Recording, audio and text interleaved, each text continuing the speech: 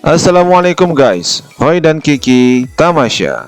Kali ini kita meninggalkan Kapadosia dari hotel kita Stone Palace Hotel untuk menuju kembali ke Istanbul. Hotel ini posisi strategis, ada rooftop untuk menyaksikan pemandangan Kapadosia dan juga balon terbang di atas langit Kapadosia di pagi hari.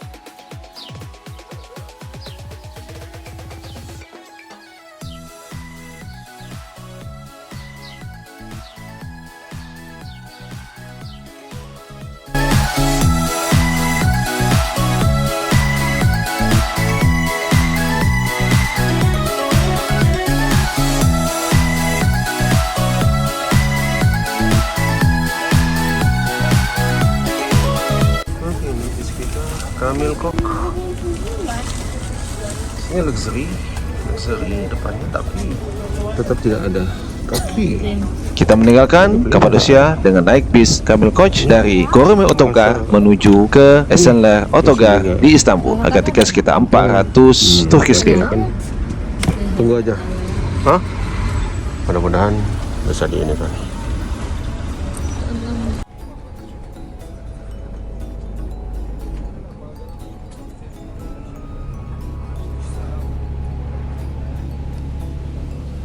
Berangkat di waktu maghrib dan kita kembali melewati pemandangan spektakuler Uçhisar Castle.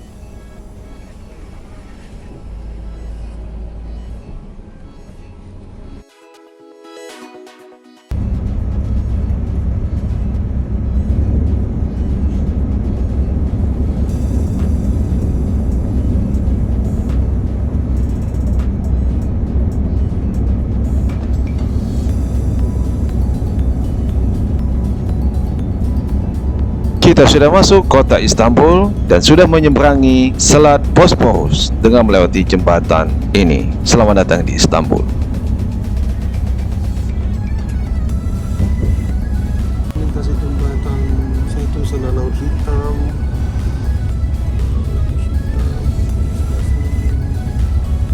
Masuk di atas Bosporusnya. Ini jembatan satu ya.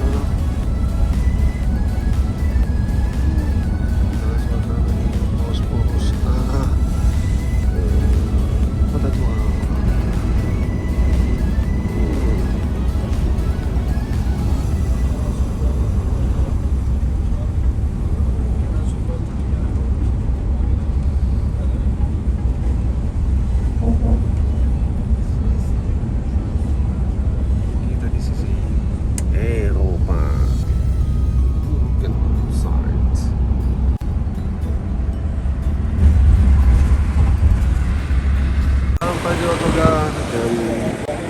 pagi. Ambil bahu. Ambil coach. Selamat datang di Merte. Tuh ya, Ada belanjaan. stasiun metro. Merter Metro Station. Mudah ya. Di depan kita ada Ini jualan. jualan-jualannya mall ya deh. Hallmark, Fashion Pusat. Endoga. Oke. Kita akan jalan ke Kita sini. jalan. Itu Gunes Hostel.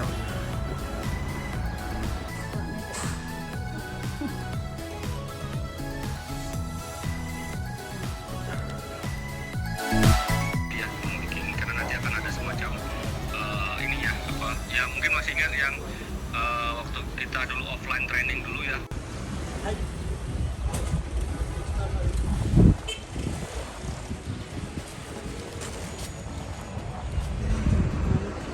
Saatnya kita belanja untuk mencari oleh-oleh pulang ke Indonesia.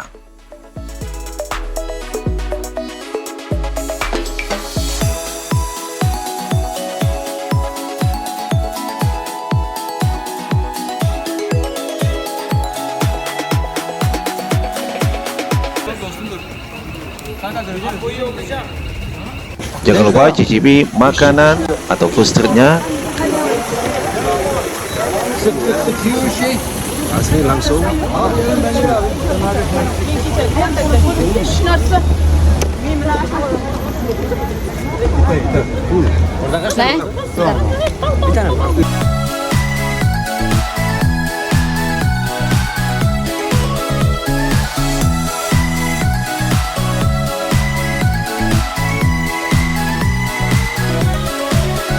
Halo guys, kita makan pagi di Hotel Gunes.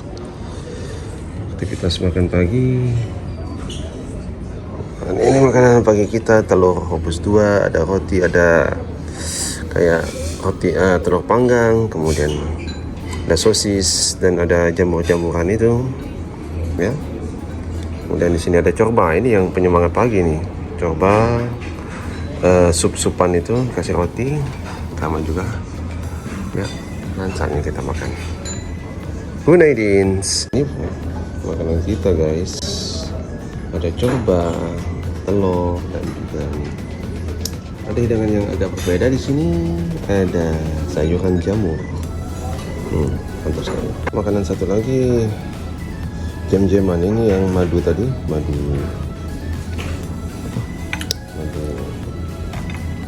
lah ya, makanya aroma madunya masih ada. Kemudian untuk ini, kemudian grape molasses, blueberry, masih ada ininya, dan ini apa satu lagi? Ada Salap buah. bukan apa namanya ini? Apa namanya?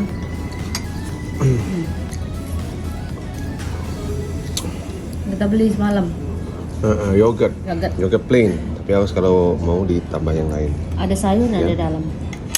Tapi kalau kita cek ya rasanya, ini apa nih? Sini. Manis. Oh, agak-agak kayak. Kemudian ini blueberry. Rumah ini kemana? Rumah ini? Enak yang. Beda dengan yang punya kamu tuh yang. Oh, mantap ini. Kita pernah dapat satu ya, beli. Mantap. Enak. Masih coba. Oke. Ini.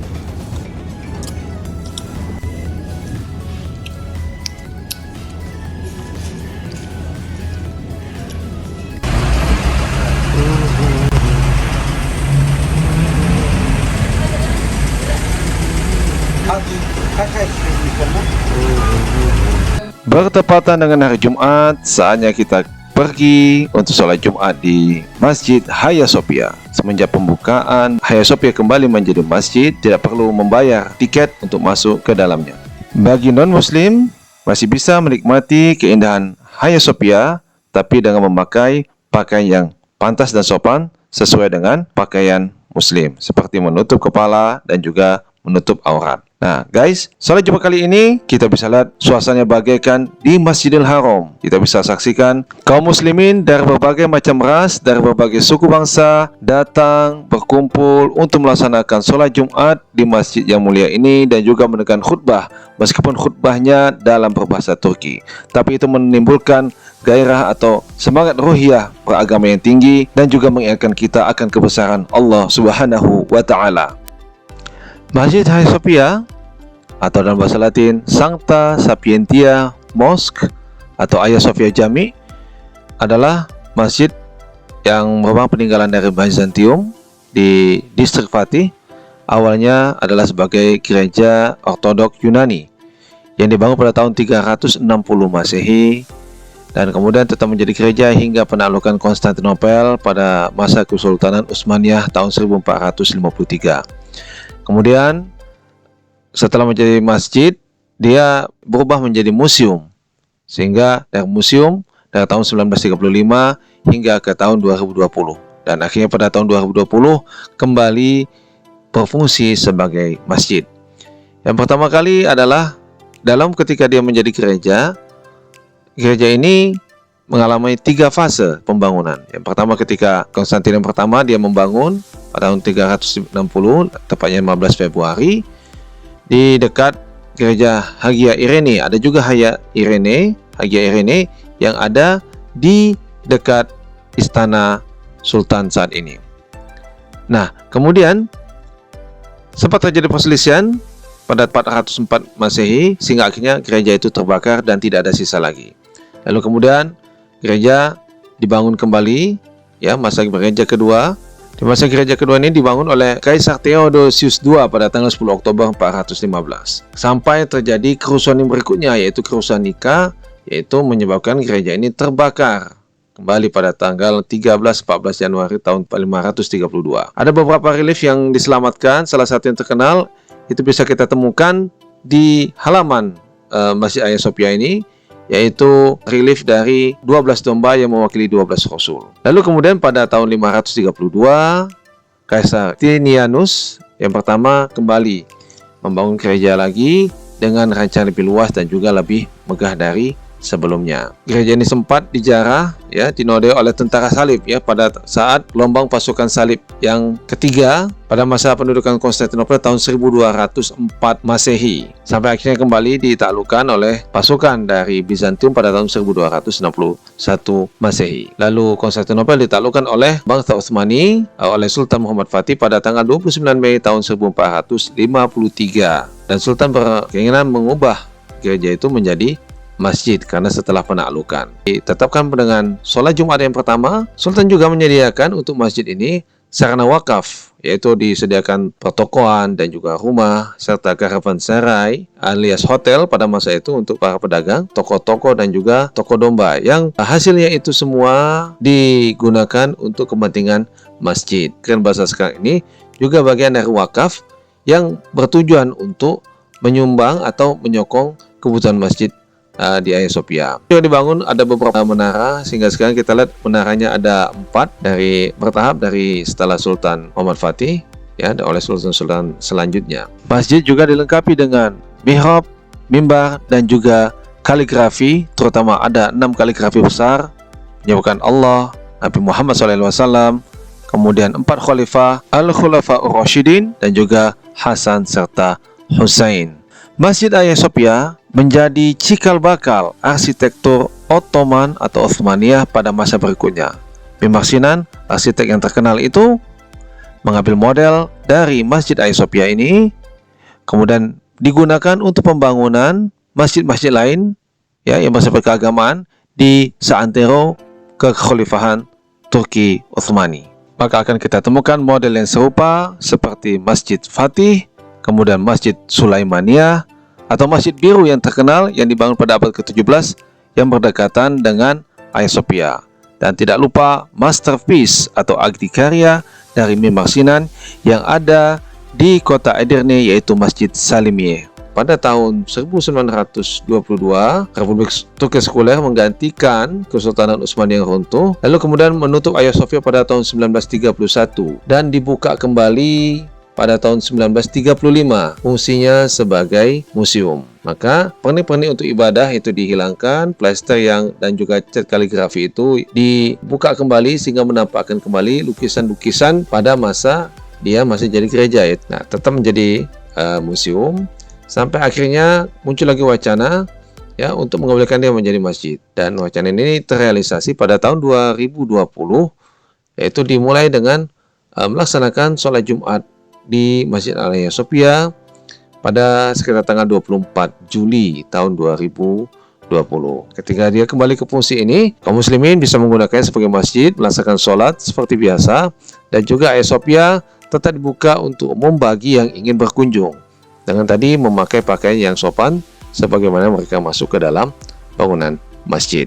Semoga kita berharap kondisi ini tetap terjaga dan juga tetap kondusif.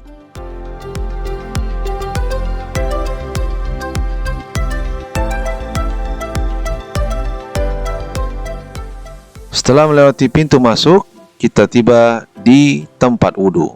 Kita wudhu dulu sebelum masuk ke dalam masjid.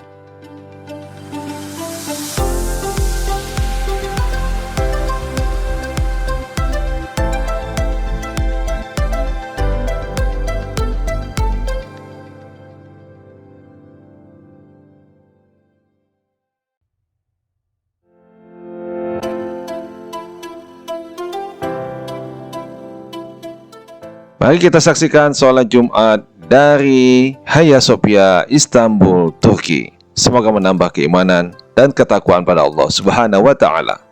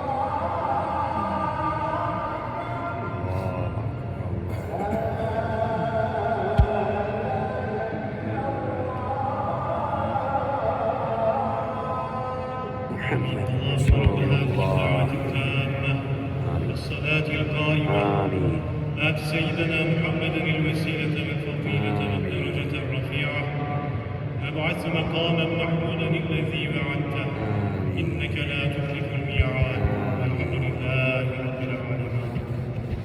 اللهم صل على سيدنا محمد وعلى آل سيدنا محمد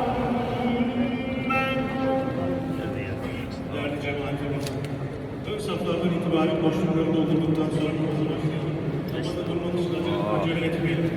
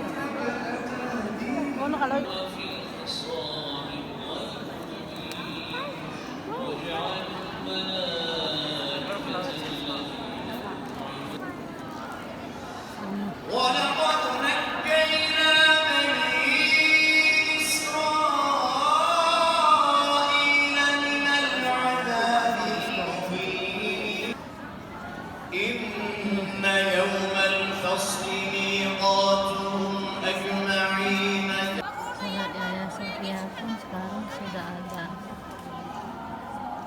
petugas tourism police.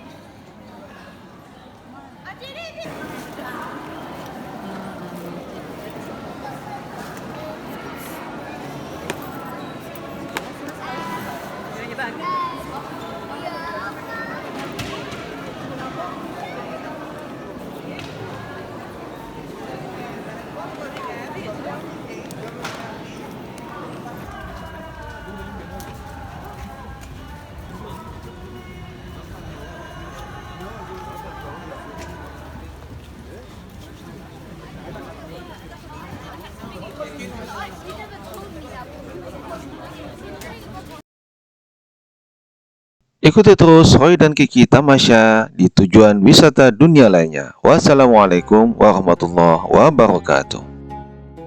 Kami Roy dan Kiki. Sukai, share, dan subscribe channel YouTube kami.